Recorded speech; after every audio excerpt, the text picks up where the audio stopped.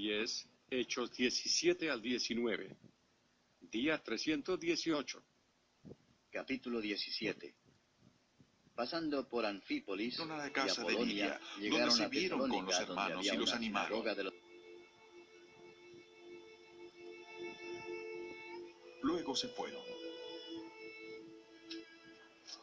Atravesando Anfípolis y Apolonia, Pablo y Silas Los llegaron a judíos. Tesalónica, Y Pablo, donde como había una acostumbraba, sinagoga de los fue a judíos. ellos. Como era su costumbre, Pablo entró en la sinagoga y 3 sábados seguidos discutió con ellos.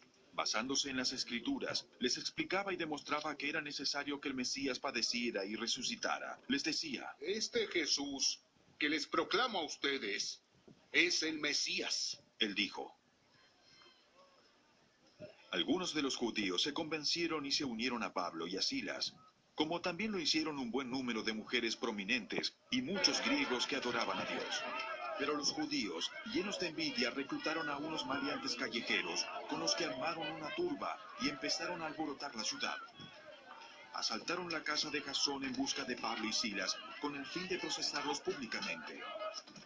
Pero como no los encontraron, arrastraron a Jasón y a algunos otros hermanos ante las autoridades de la ciudad, gritando: Estos que han trastornado el mundo entero han venido también acá. Y Jasón los ha recibido en su casa. Todos ellos actúan en contra de los decretos, afirmando que hay otro rey, uno que se llama Jesús. Al oír esto, la multitud y las autoridades de la ciudad se alborotaron. Entonces éstas exigieron fianza a Jasón y a los demás para dejarlos en libertad. Tan pronto como se hizo de noche, los hermanos enviaron a Pablo y a Silas a Berea. Luego fueron a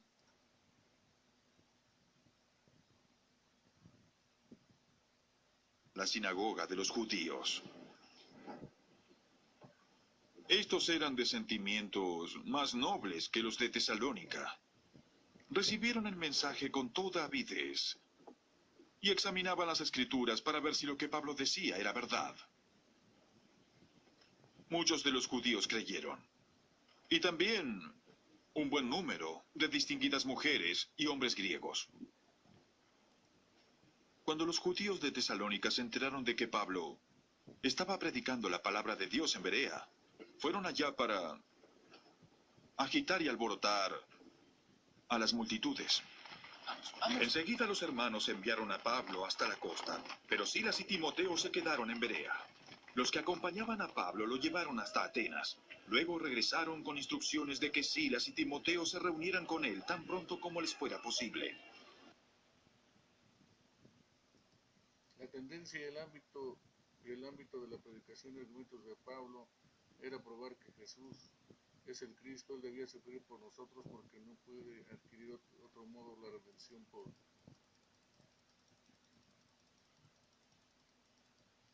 nosotros, y debe resucitar porque de otro modo no puede aplicar una redención en nosotros. Tenemos que predicar de Jesús, que Él es el Cristo, por tanto podemos ser salvos por Él. Y estamos ligados a ser mandados por Él. Los judíos incrédulos estaban enojados porque los apóstoles predicaban a los gentiles y estos podían ser salvos. Qué raro es que los hombres envíen y otros el privilegio que ellos mismos no aceptan. Tampoco debieran perturbarse los gobernantes ni el pueblo por el aumento de los cristianos verdaderos, aunque los espíritus alborotadores harán de la religión un pretexto para las malas intenciones. De los tales tenemos que cuidarnos porque de ellos debemos distanciarnos para demostrar el deseo de actuar rectamente en la sociedad mientras reclamamos nuestro derecho de adorar a Dios según nuestra conciencia.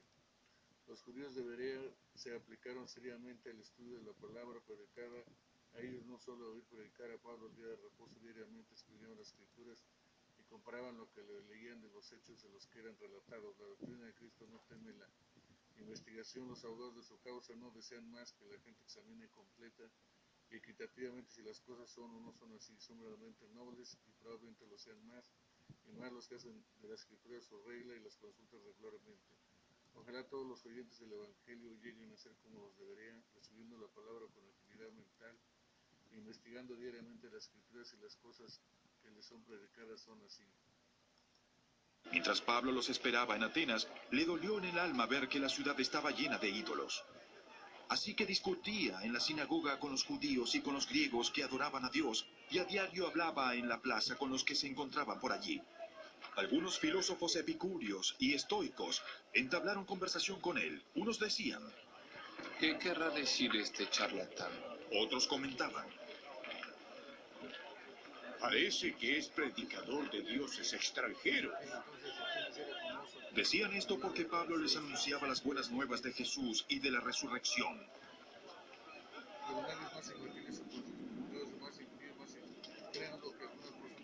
Entonces se lo llevaron a una reunión del Areópago, en donde le dijeron, ¿se puede saber qué nueva enseñanza es esta que usted presenta? Porque nos viene usted con ideas que nos suenan extrañas y queremos saber qué significan. es que todos los atenienses y los extranjeros que vivían allí se pasaban el tiempo sin hacer otra cosa más que escuchar y comentar las últimas novedades. Pablo se puso en medio del Areópago y tomó la palabra. Ciudadanos atenienses, observo que ustedes son sumamente religiosos en todo lo que hacen. Al pasar y fijarme en sus lugares sagrados, encontré incluso un altar con esta inscripción: a un Dios desconocido. Pues bien, eso que ustedes adoran como algo desconocido es lo que yo les anuncio.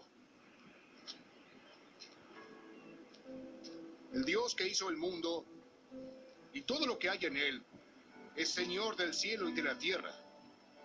No vive en templos construidos por hombres, ni se deja servir por manos humanas como si necesitara de algo, porque Él es quien da a todos la vida, el aliento y todas las cosas.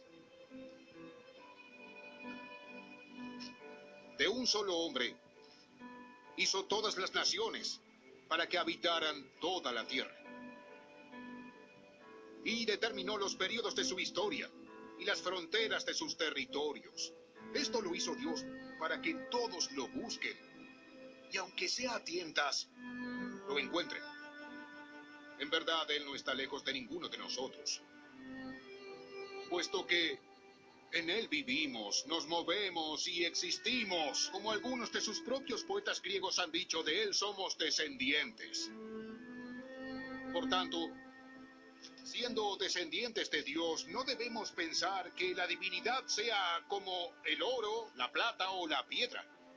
Escultura, hecha como resultado del ingenio del hombre. Dios pasó por alto esos tiempos de ignorancia. Pero ahora manda a todos en todas partes a que se arrepientan. Él ha fijado un día en que juzgará al mundo con justicia por medio del hombre que ha designado. De ello ha dado pruebas a todos al levantarlo de entre los muertos. Cuando oyeron de la resurrección, unos se burlaron, pero otros le dijeron, queremos que usted nos hable en otra ocasión sobre este tema. En ese momento Pablo salió de la reunión. Algunas personas se unieron a Pablo y creyeron. Entre ellos estaba Dionisio, miembro del Areópago, también una mujer llamada Dámaris y otros más. Luego de esto, Pablo se marchó de Atenas y se fue a Corinto. Allí se encontró con un judío llamado Aquila, natural del Ponto, y con su esposa Priscila. Hacía poco habían llegado de Italia porque Claudio había mandado que todos los judíos fueran expulsados de Roma. Pablo fue a verlos, y como hacía tiendas de campaña al igual que ellos, se quedó para que trabajaran juntos. Todos los sábados discutía en la sinagoga tratando de persuadir a judíos y a griegos. Cuando Silas y Timoteo llegaron de Macedonia, Pablo se dedicó exclusivamente a la predicación, testificándoles a los judíos que Jesús era el Mesías. Pero cuando los judíos se opusieron a Pablo y lo insultaron, éste se sacudió la ropa en señal de protesta y les dijo, ¡Que su sangre caiga sobre sus cabezas! Estoy libre de responsabilidad. De ahora en más me dirigiré a los paganos. Entonces Pablo salió de la sinagoga y se fue a la casa de un tal Ticio Justo, que adoraba a Dios y que vivía al lado de la sinagoga.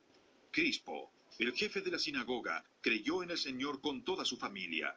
También creyeron y fueron bautizados muchos de los corintios que oyeron a Pablo.